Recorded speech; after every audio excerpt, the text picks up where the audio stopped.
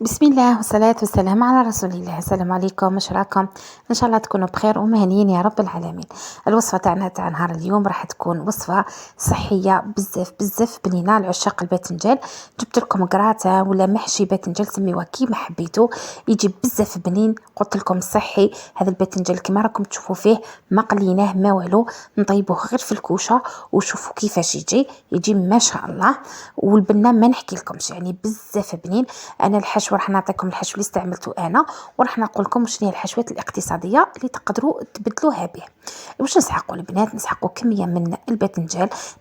كل واحد يدير على الكميه على حسب افراد الاسره. انا هنايا درت 3 حبات تاع باذنجان، كنت قطعتهم هكا دي طرونش طوال. السمك تاع الطرونش الوحده 1 سنتيمتر، قطعته بالطول. انا هنايا كانت عندي 2 حبات متوسطين كما هذه الحبه، وكانت عندي حبه طويله. هذيك الحبه الطويله قسمتها على 2، يعني ما نقدرش نديرها هكاك طويله، كانت طويله وكشغل رقيقه في جهه، ما لا قسمتها على 2. وزوج حبات كانوا لي كما هذه الحبه اللي راكم تشوفوا فيها، يعني حبه قطعتها وحبه حنوري لكم كيفاش ديروا.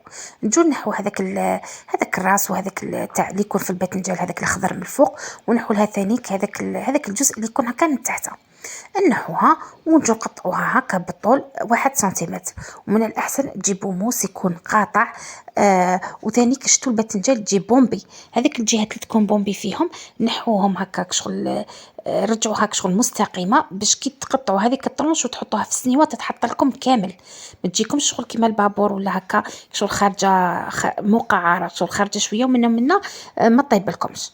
انا كي كملت قطعت كامل الباذنجانات تاعي، نحطهم على جهه ونجي نحضر هذه الخلطه اللي متكونه من زيت، ملح، فلفل كحل، وثانيك درت توابل تاع الدجاج باش يعطوا لون الباذنجان تاعي. الا ما كانش عندكم توابل تاع الدجاج تقدروا ديروا العكري. ودرت ثانيك زعتر مطحون. من الاحسن الا كان عندكم، من الاحسن ديروه، راح يطيب بنه رائعه لهذا الطبق. تحبوا ديروه هنا، تحبوا ديروه في لاصوص كي نطيبوها ولا في الحشوه. هنايا جبت سنيوه درت فيها بابي كويسون، ودهنت هذاك البابي كويسون بهذيك الخلطه اللي درتها. البنات نتوما هذه الخلطه تقدروا تستغناو عليها، ديروا الزيت وحده، ديروا فيه غير شويه ملح وتدهنوا لي طرونش تاعكم. كما ثانيك تقدروا تستعملوا زيت الزيتون، من الاحسن باش تجيكم صحيه مليح. ستفت هذوك لي طرونش تاعي هكا كما راكم تشوفوا، نستفهم كامل. من الاحسن تجيبوا يعني السنيوه الكبيره كامل اللي تدخل في الكوشه باش طيبوهم كامل على ضربه. وكيما ثانيك تقدروا هكا كيما نقولوا تلصقوهم في بعضهم بعض، خاطر الباذنجان كي يطيب شغل راح يتكمش شويه وراح يولوا لكم كامل عندهم بلاصه. نجو نثقبوهم هكا بكوردون باش هذاك الزيت اللي حنت لهم به يدخل المليح داخل تاع الباذنجان، يعني تدي كامل البنه تاع هذاك الخلطه اللي درناها. شوفوا هكا كما راكم تشوفوا، ندهن كامل هذوك لي طرونش تاوعي ومن بعد ندخلهم للكوشه. الا كانت عندكم كوشه تشعل من تحت ومن الفوق من الاحسن. الا كانت عندكم كوشه تشعل غير من الجهه، انا نشعلها غير من الفوق، نخليهم يطيبوا ونقعد نقلب فيهم حتى يطيبوا لي كامل. في ذاك الوقت الباذنجان تاعي راه يطيب، نجي نوجد الحشو تاعي. انا هنا الحشو استعملت اللحم مرحي، بصح نتوما تقدروا تستعملوا دجاج مرحي، كما تقدروا ديروا غير تكتشوكه هكا وحدها، غير بصل وطماطيش وفلفل وكامل، ومن بعد كي طيب تزيدوا لها الطون. كما تقدروا ما ديروا ثانيك لا طون لا والو، تزيدوا غير الفرامج اللي هما ثانيك راهم رايحين يبنوها.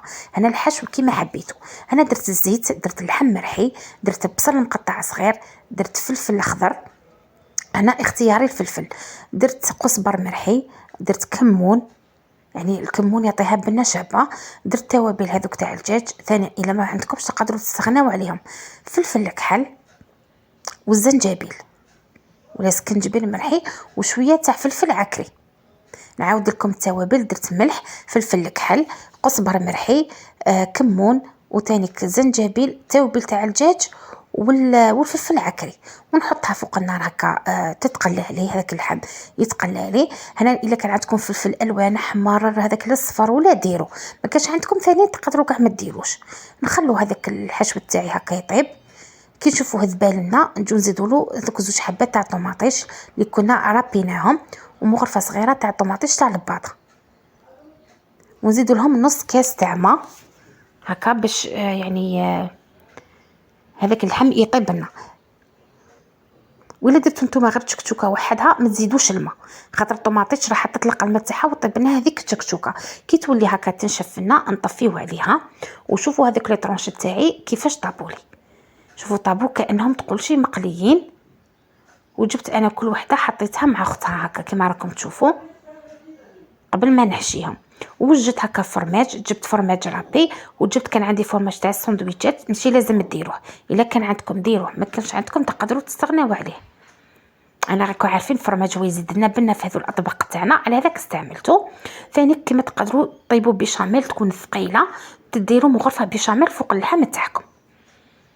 هنايا جبت هذوك لي طرونش تاعي تاع باذنجان، جبت غير الجزء اللي خيرته تحتاني، ونجي نحط هكايا اللحم تاعي من الفوق. هنايا هكا